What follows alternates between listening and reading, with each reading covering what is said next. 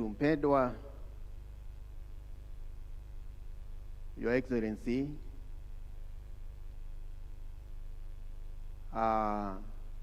President of this Republic of Kenya that we love, because this is our country, this is our nation, and we belong here.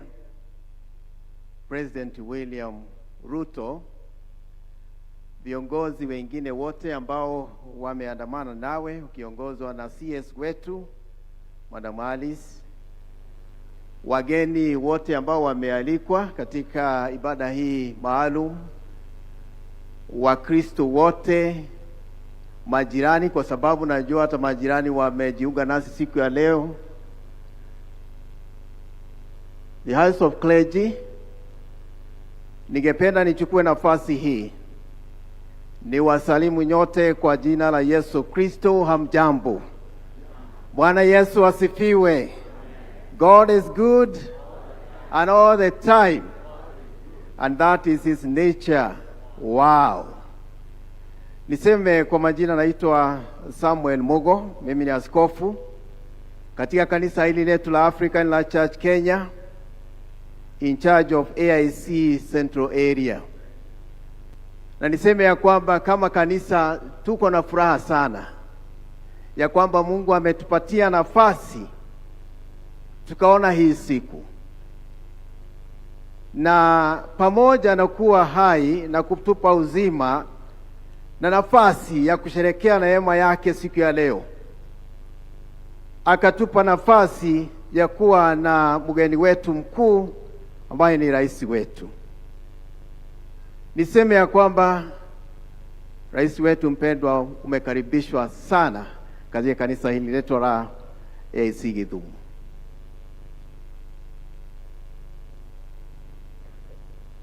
Kwa sababu ya wakati, ningependa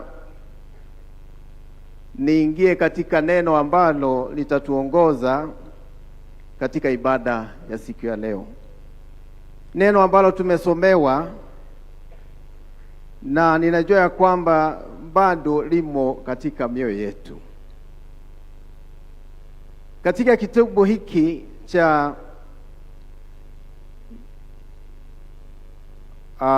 Mambo ya Nyakati ya Pili, au kitabu cha pili, katika mlango wa 7, kama vile tumesomewa,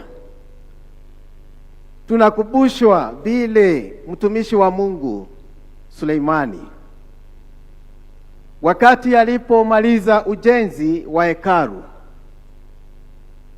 alimshukuru Mungu, akamwabudu, kwa sababu yalitambua ya kwamba Mungu alimwezesha, ni Mungu mwenyewe alimwezesha kufanya ile kazi. Na tukirudi nyuma kidogo,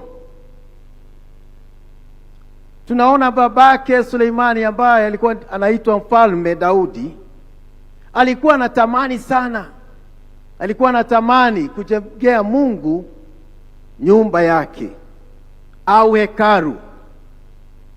Lakini Mungu kwa sababu zake akamkataza na akamwambia, wewe sio wewe ambao utanijengea nyumba, lakini mwanako wewe Suleimani ndiye atanijengea.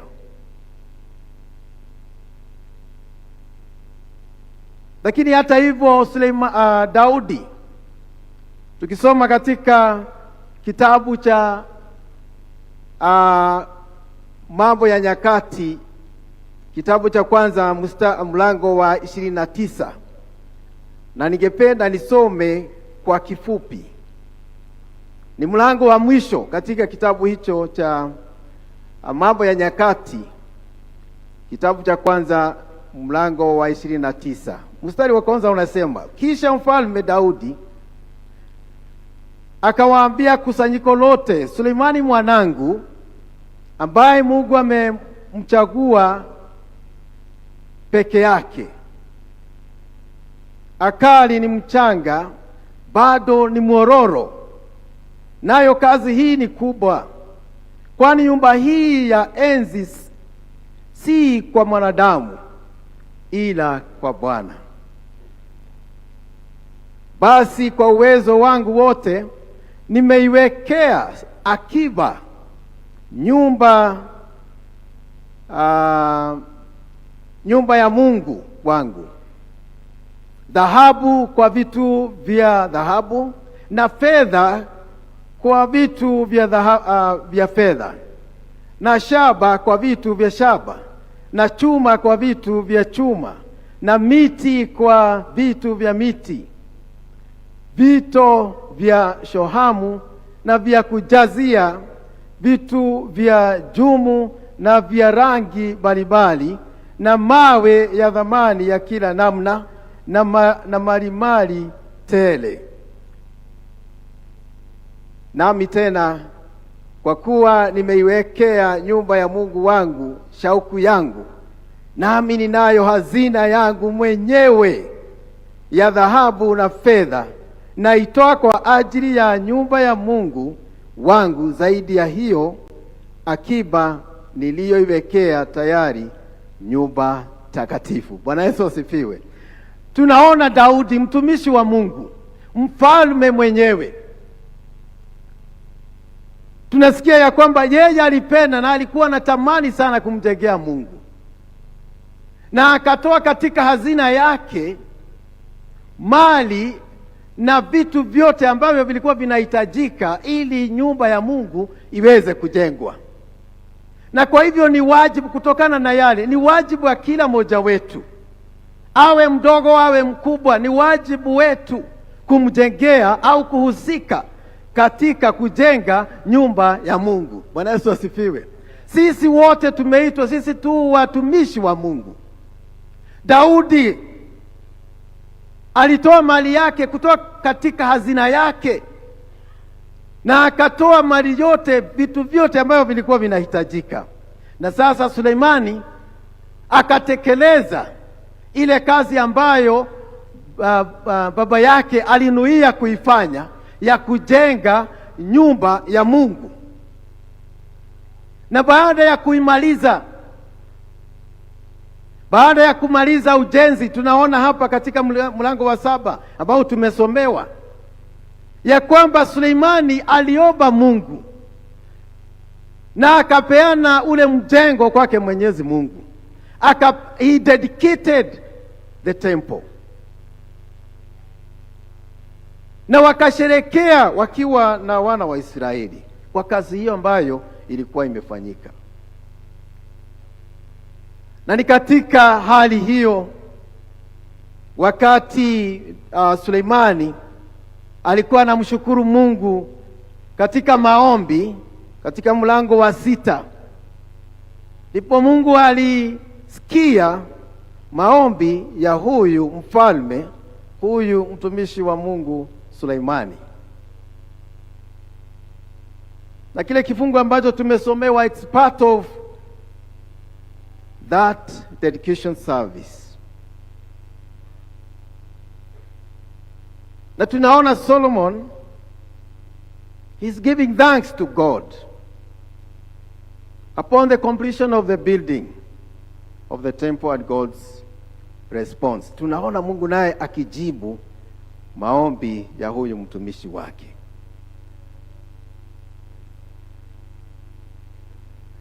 Tunaona katika maombi yake Suleimani anamshukuru Mungu. Kwa nini anamshukuru Mungu? Anamshukuru Mungu kwa sababu alitabua, he acknowledged ya kwamba hangeiweza hiyo kazi kama sio Mungu alikuwa na yeye. Bwana Yesu asifiwe. And in all his praying, in all his ceremonial celebration, baada ya kufanya hii kazi yote, Solomon waited for God's answer. Na tukiangalia hapa tunaona the writer of Chronicles states in verse 1 that the Lord's glory filled the temple. Wakati mtumishi wa Mungu Suleimani alikuwa naomba, katika mstari wa 1, basi Suleimani alipokwisha maombi hayo, moto ukashuka kutoka mbinguni ukateketeza sadaka ya kuteketezwa na dhabihu utukufu wa Bwana na ukaijaza nyumba. Bwana Yesu asifiwe. Wana makuhani hawakuweza kuingia nyumbani mwa Bwana kwa kuwa utukufu wa Bwana umeijaza nyumba ya Bwana.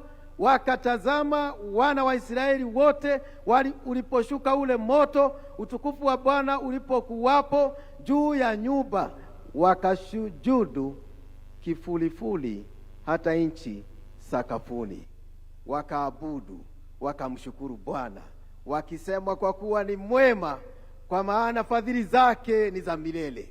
Bwana Yesu asifiwe. Hivi ndivyo Mungu hufanya wakati watu wake wanaachilia mengine yote na namwachilia Mungu aweze kuchukua usukani. Bwana Yesu asifiwe.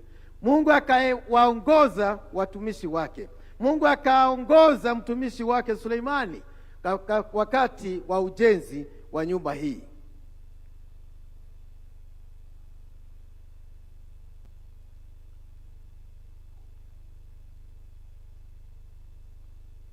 Katika nyumba hii Mungu anasema, wakati alijibu maombi ya Suleimani, neno linasema Bwana akamtokea Suleimani usiku akamwambia, nimesikia uliyoyaomba. Bwana asifiwe. Na hakuna kitu kizuri kama kujua jambo lile ambalo unalifanya Bingu imelipokea. Bwana asifiwe. Imelipokea na uko na baraka kutoka kwake Mwenyezi Mungu. Suleimani akatokewa naye Mwenyezi Mungu akamwambia, nimesikia ulioyaomba, na mahali hapa nimejichagulia kuwa nyumba ya dhabihu. Bwana asifiwe. Nimejichagulia nyumba hii kama nyumba ya dhabihu. Mahali ambapo tumekaa wakati huu, siku ya leo, ni mahali patakatifu. Ni mahali Mungu amechagua na akasema ni pake. Bwana Yesu asifiwe. Miaka mingi iliyopita, kuna watumishi wa Mungu walikuja katika ardhi hii na wakatakasa hii ardhi, hii sehemu, and they made it God's. Bwana asifiwe. It was dedicated to God. This land is dedicated to God. Not just the buildings, but even the land. Bwana asifiwe. Hata mahali hapa tumeketi, Mungu amesema mahali hapa ni pangu, because it was dedicated to him. Suleimani akaambiwa, nikizifunga mbingu isiwe mvua tena, nikiamuru nzige kuharibu nchi au kula nchi, au nikiwapelekea watu wangu tauni, ikiwa watu wangu walioitwa kwa jina langu watajinyenyekesha na kuomba na kunitafuta au kunitafuta uso na kuziacha njia zao mbaya, basi nitasikia toka mbinguni na kuwasamehe dhambi yao na kuiponya nchi yao. Hii inanipelekea kwa neno kuu katika ujumbe wa Mungu kwetu siku ya leo, ya kwamba tunafaa kuachilia Mungu mambo yetu yote. Uache mengine yote na umpe Mungu uongozi katika maisha yako. Let go your business and let God. Bwana asifiwe. Let go your business and let God. Mungu alisema hii hekalu ni yangu, hii ni nyumba yangu, na inafaa kufanyiwa kazi yangu. And we should allow God to do his business in his building. That is the church. Bwana asifiwe. Because God chose the temple to be his abode, to be the place where his glory will reside. Bwana Yesu asifiwe. So hekalu sio nyumba ya mtu, ni nyumba ya Mungu. And just as it was in those days of Israelites, so it is even today. The church building is God's. And we should allow the owner of the building to do his own business. And what is God's business? In the church. And I tell you, when you allow God to do his business as it ought to be, then his blessing will be upon us. Bwana asifiwe. Baraka ya Mungu itatufikia tukiachilia Mungu afanye kazi yake. Na kazi ya Mungu katika kanisa lake ni gani? 3 things. 3 things ambazo Mungu hufanya katika kanisa lake wakati watu wake wanaachilia mengine yote na wanampatia Mungu nafasi aweze kufanya kazi katika nyumba yake. Mambo matatu.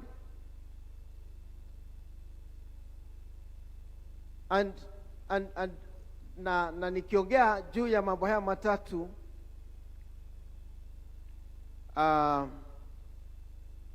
I'm answering this question: what is God's business in the church? What is God's business in the church? Because it's not about our business, but God's business in his abode, in his church. What is that? Kazi moja ambayo Mungu hufanya is that he speaks to us. He speaks to us. That is one of the aspects of God's business in the church, in this building. God speaks to his people through his word. When his word is preached, when his word is taught in the church, God speaks to his people. Kwa hivyo kazi ambayo Mungu hutenda na akielekeza hiyo kazi kwa watu wake, kazi moja ni kuongea na maisha yetu, ni kuongea nasi. Bwana Yesu asifiwe. Wakati tunakuja kanisani, tunatarajia Mungu aongee nasi.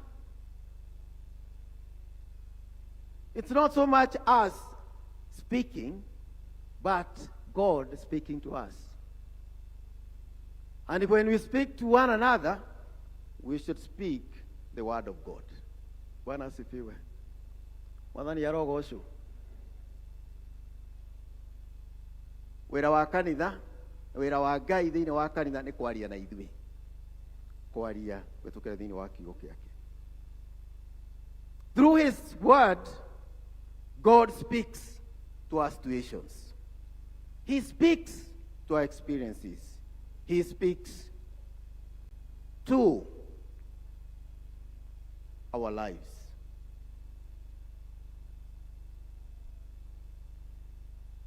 That is one aspect. Jambo la pili is that God listens to his people. He listens to us. He speaks to us through his word, and he also listens to us when we speak, when we communicate to him. And we communicate to him through prayer. God listens to our prayers. He also listens to our supplications. He also listens to our repentance. Na ndio anaambia Suleimani ya kwamba wakati watu wangu watanyenyekea na waache mambo yao, waache dhambi zao, waache shughuli zao na kazi zao, na waache kiburi chao, wanyenyekee, waone dhambi zao na watabue, na waweze kuziungama zile dhambi, basi nami nitasikia maombi yao, kilio chao, na nitaponya. Nitawaponya, nitaponya nchi yao, nitaponya nyumba zao, nitaponya familia zao. So God listens to us. God does not only speak to us and listens to us, but he also, number 3, he receives worship from us.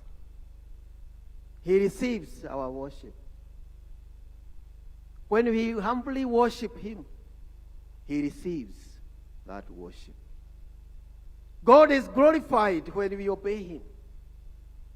When we worship him through all the ways God has provided, including singing when we sing to him, when we pray, when we encourage one another, when we give. Even giving is a form of worship. Giving is a form of worship. So mambo matatu ambayo Mungu hufanya katika kanisa lake, na mambo matatu ambayo pia sisi tunafaa kufanya katika kanisa lake. Wakati Mungu anaongea nasi, tunafaa kusikiza.